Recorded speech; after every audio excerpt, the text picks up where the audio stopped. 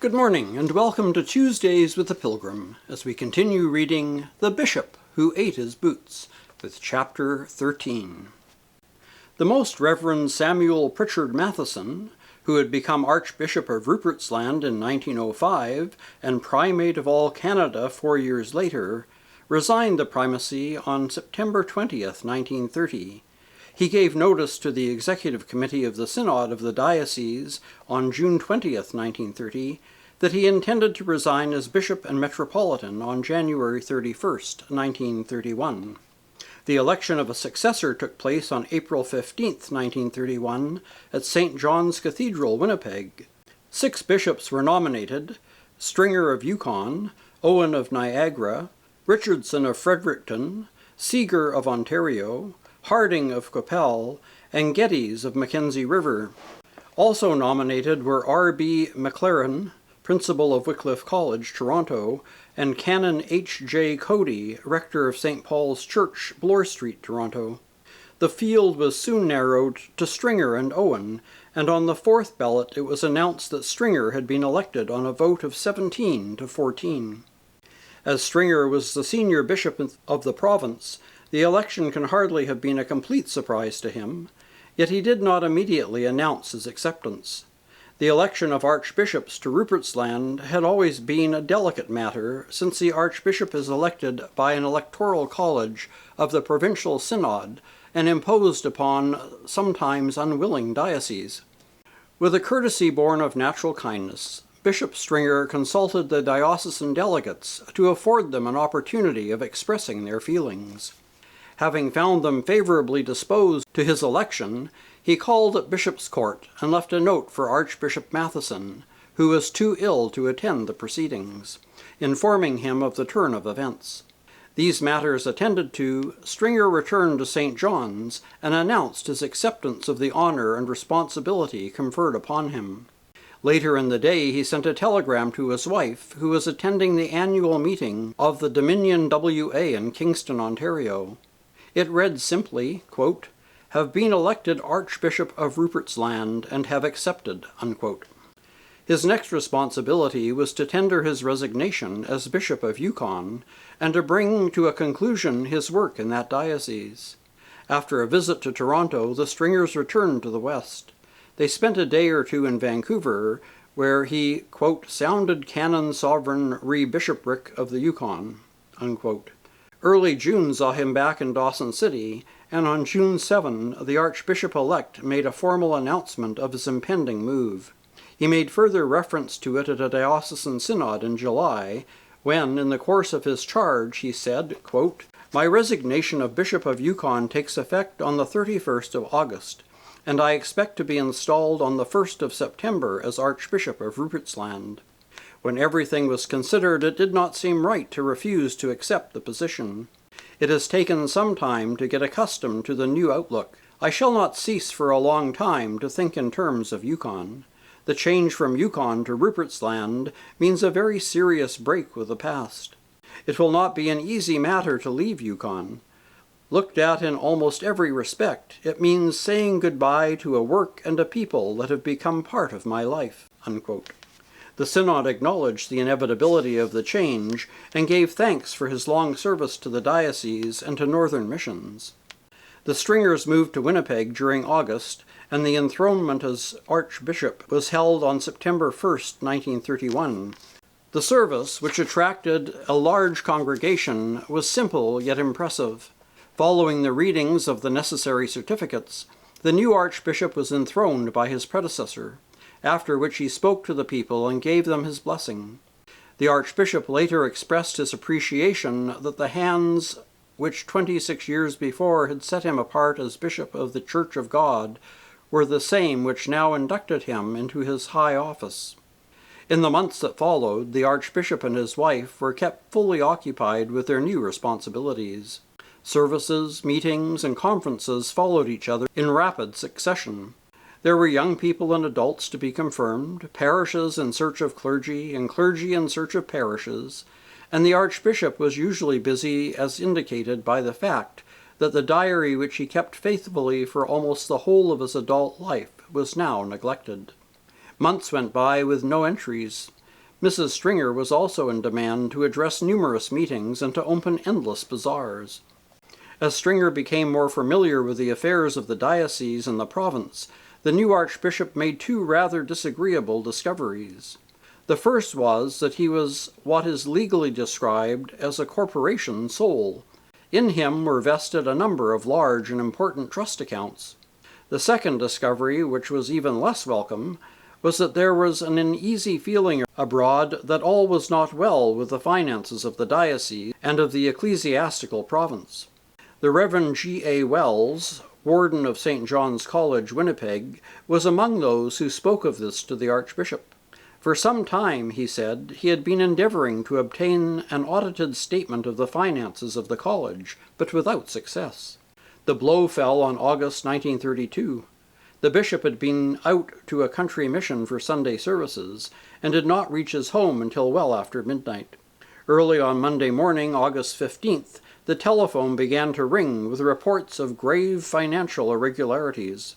A visit to the Attorney General of the province on the following day revealed that there were also serious shortages in the university accounts.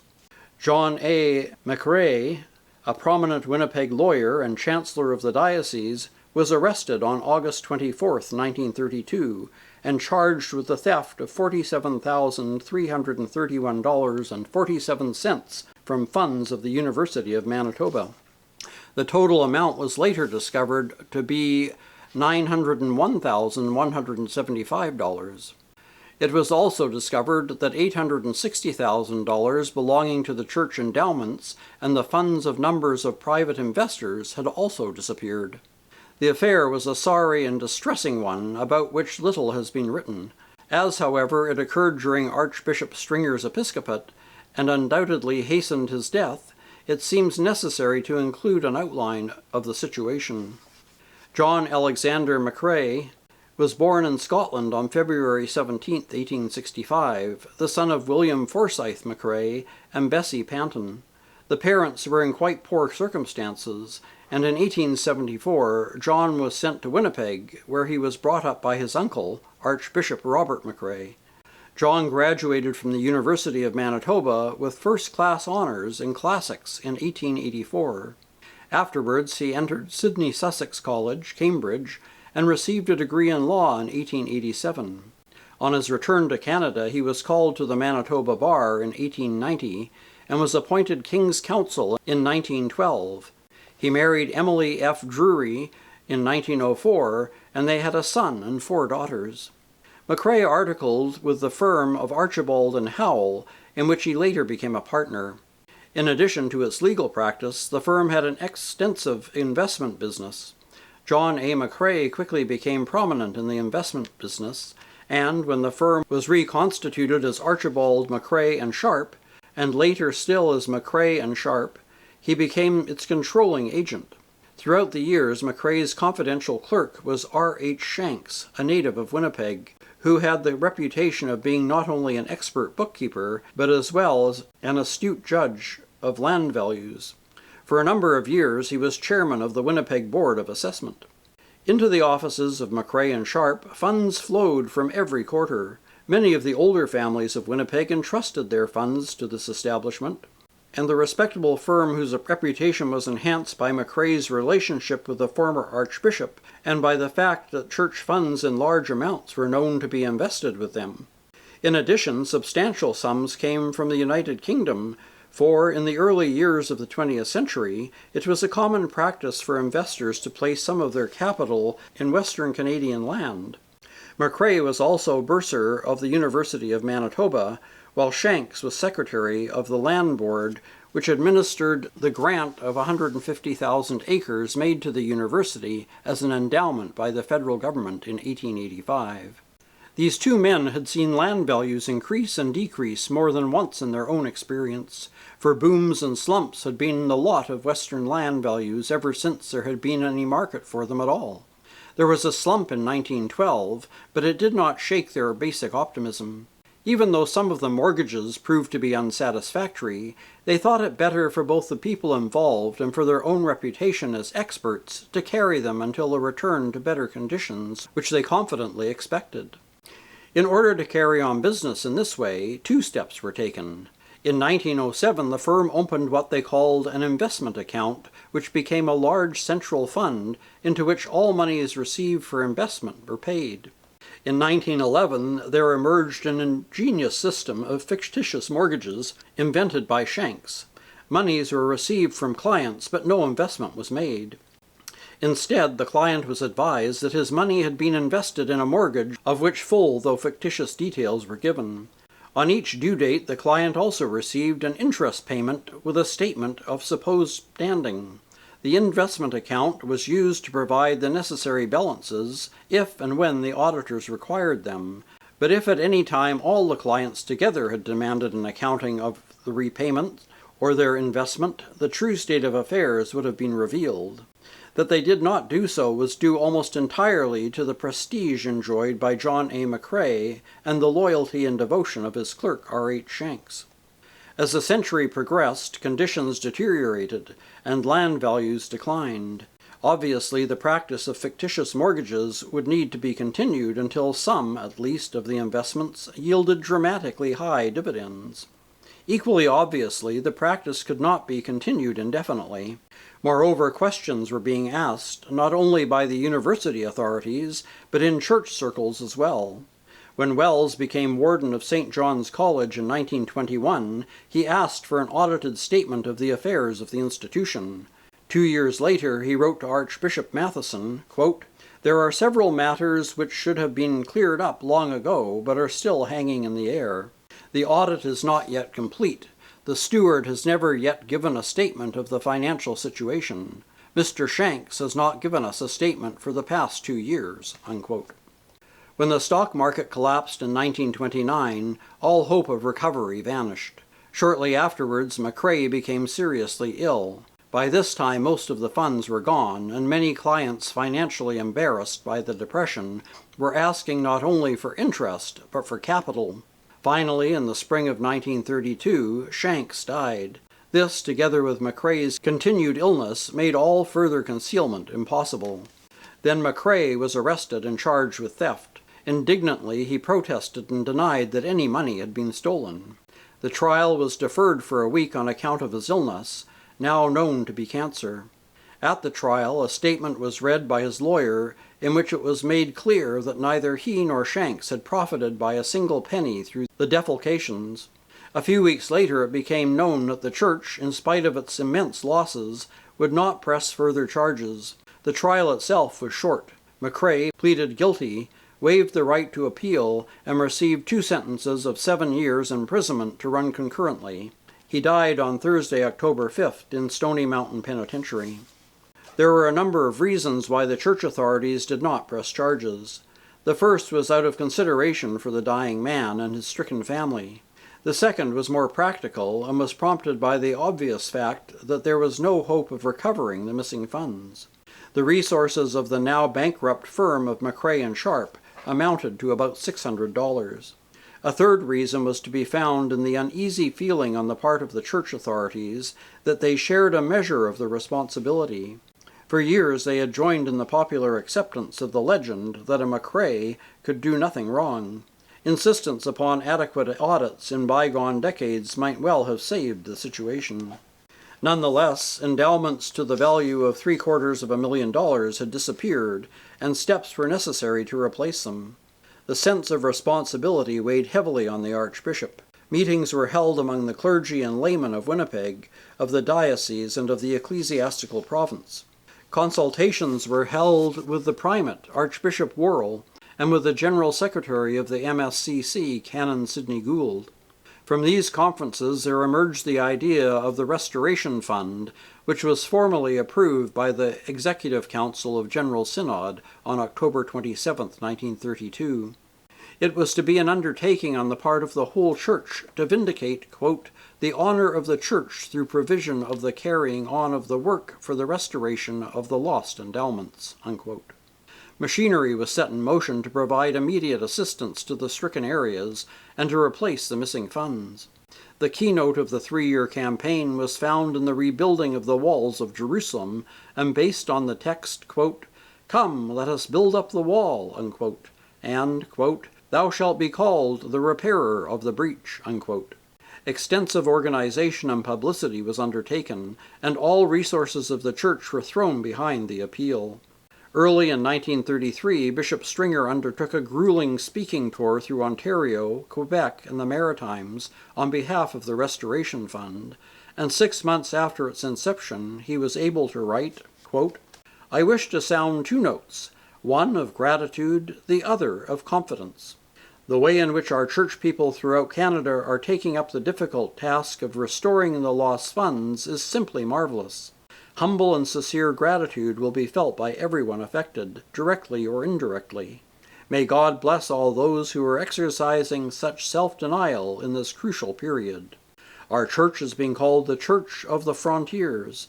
The fruit of the sacrifice of the heroic men and women who have given their lives for the cause of Christ must not be lost. The widows and orphans and aged clergy must not be allowed to suffer. The ever-increasing interest shown throughout Canada gives a note of confidence. I fully believe in the loyalty of our people to uphold the honor of our church. The task is not an easy one. We must be much in prayer, and we must be active so that all our people to the very remotest region may have the opportunity to join in the undertaking, which I believe will be the means of the uniting of us all more closely together and of advancing the work of Christ." Unquote. A further matter of concern to Archbishop Stringer during his brief tenure of the Metropolitan See was the organization and administration of Arctic missions. Experience was showing that an archdeaconry of the Arctic was not a complete answer to the problem. Somehow the Arctic mission needed to be administratively autonomous while remaining an integral part of the Canadian Church.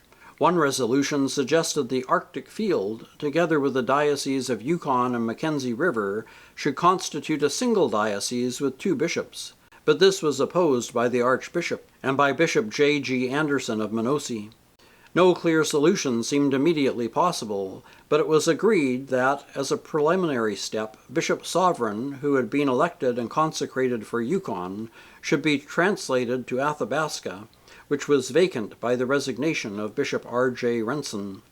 In the following year, 1933, it was decided that W.A. Geddes, Bishop of Mackenzie River, should be translated to Yukon, and that that part of the Diocese of Mackenzie River south of the Arctic Circle should be added to the Diocese of Athabasca. At the same time, the Diocese of the Arctic was created to include the whole of Canada north of the 60th parallel, with the exception of Yukon, which was effectively separated from the rest by the Rocky Mountains.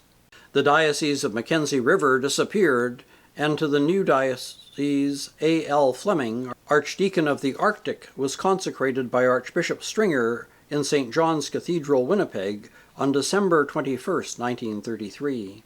Following his return from his speaking tour in eastern Canada early in the year, the Archbishop was unwell for some weeks, but kept up with the necessary engagements. In all probability, he had never labored under such heavy and continual strain, and the burden was beginning to tell. Mrs. Stringer watched his health anxiously, and whenever possible accompanied him in his journeys. The Restoration Fund was continually with him. He spoke of it constantly, and scarcely a week passed without a meeting concerning it. As one of the necessary economies, it was suggested the Archbishop should move from Bishop's Court, which was large, in ill repair, and encumbered by a load of unpaid taxes, and take up residence in a smaller and more manageable house. A search was made for such a residence, and finally the deanery, which had been occupied by Warden Wells, was agreed upon. The Archbishop was reluctant to move before the spring, but the small committee was politely insistent, and the move was effected in December of 1933, just before the consecration of the Bishop of the Arctic. Still, the pressure continued. Services of all kinds, meetings, interviews, receptions, public functions, and a host of other engagements. Mrs. Stringer urged her husband to take life more easily, but received only the vague assurance that some relaxation would soon be possible. His work continued unabated throughout the winter and spring of 1934, and during the summer he undertook a strenuous tour of the ecclesiastical province. The load was increased by the continued illness of Walter Bird, Bishop of Saskatchewan, for whom he took a number of confirmations. No holiday was possible that summer, and on July 3rd, G.A. Wells, warden of St. John's College, was elected Bishop of Caribou. His impending departure imposed a further load on the Archbishop. In the following month, the resignation of the Very Reverend J.W. Matheson took effect, and Stringer constituted himself as dean until such time as the confusion created in the cathedral's finances by the McRae affair could be resolved. In a lighter vein, Archbishop Stringer, who had been learning to drive a motor car since coming to Winnipeg, passed the necessary test and acquired a driving license on September 4th, 1934. The General Synod followed at Montreal when Bishop Owen of Toronto was elected as Primate of all Canada. At this time, steps were taken to transfer the beneficiary funds of the province of Rupert's Land to the General Synod. When the sessions were over, Archbishop and Mrs. Stringer spent a little while visiting relatives and friends in Western Ontario, but by the end of September they were back in Winnipeg. On his return, the press of affairs continued. He was kept fully occupied with a round of confirmations, the need for decisions concerning the diocese, the cathedral and college, and the innumerable and incidental meetings. A month later, the end came suddenly. Shortly after 2 o'clock on October 30th, Stringer left Bishop's Court for the Synod office, telling his wife he would be back by 6. 3/4 of an hour later, he collapsed and died outside Holy Trinity Church, near the door of the Synod office. To the Reverend Christopher Carruthers, rector of Holy Trinity Church, fell the sad duty of breaking the news to Mrs. Stringer. He telephoned saying that he wished to call at Bishop's Court. But, said Mrs. Stringer, the Archbishop was out. In fact, he was at the Synod office. Carruthers persisted and said that he would be there shortly. Meanwhile, a newspaper reporter phoned to know if the Archbishop was ill. Mrs. Stringer was now thoroughly alarmed. A few minutes later came a knock at the door, and she rushed to open it. On the doorstep stood Mr. and Mrs. Carruthers. "Where is he?" she gasped. "May we come in? We have bad news for you," they replied. "Is he hurt?" she asked. "He's gone," they answered softly. Mrs. Stringer stood trembling, dazed and uncomprehending. They helped her to a seat and waited. Dull shock gave place to disbelief, followed by the agony of grief. They said a prayer with her. Perhaps she would like to be taken to see her husband's body. Only slowly did the dreadful truth dawn upon her. He was gone. The partner and helpmate of 40 years. How dreadful it was to think of going on without him. The funeral service took place in the cathedral on Friday, November 2nd. Although the service was not until 2:30, the church was filled before 1 o'clock. Archbishop Owen, the primate, came for the service, as did the bishops of Qu'Appelle, Brandon, Calgary, Saskatoon, as well as the former metropolitan, Archbishop Matheson. Archbishop Owen spoke simply and sincerely of the loss which had come upon them all. He took as his theme the words of a newspaper, quote, "There is mourning today from the Valley of the Red to the mountains, and north to the Arctic Sea." He continued, quote, "A great soul has been taken from us, great in simple goodness, strong in that quality which Jesus Christ commended, without guile. He was utterly genuine. Over that vast area of Canada there are tears of sorrow shed today. There is lamentation on the banks of the great rivers of the north, in the scattered communities of the Arctic Sea, in the little isolated communities, in the forests and on the mountainside, in the solitary tent and in the miner's hut, and in the trapper's camp, for the one they called Bishop is dead. Their companion, their father, their friend of 10, 20, 30 years has gone from them. Isaac Stringer was a great soldier of Jesus Christ, a gentleman, a loving friend, a true Canadian bishop. I have seen him in a teepee. I have seen him in a palace. I have knelt beside him in a great service in a magnificent and ancient cathedral in the old land. I have taken part with him in the same august service in a little hut beside a faraway northern river when an old dying Indian, his friend in many hard journeys on the Arctic shore, who wept with joy at the sight of his face, received at Bishop's hand the Holy Sacrament. And he was always the same, himself only, kind, patient, selfless, real. In all relations in life, husband, father, friend, bishop, Isaac Stringer Good soldier of Jesus Christ, it was the glory of that name which is above every name that sent him out 42 years ago to the shores of the Arctic. It was that name he sought to glorify among Eskimo, Indian, and white man. It was that name which supported and sustained him through the long years of heroic missionary work. It made him strong to help others.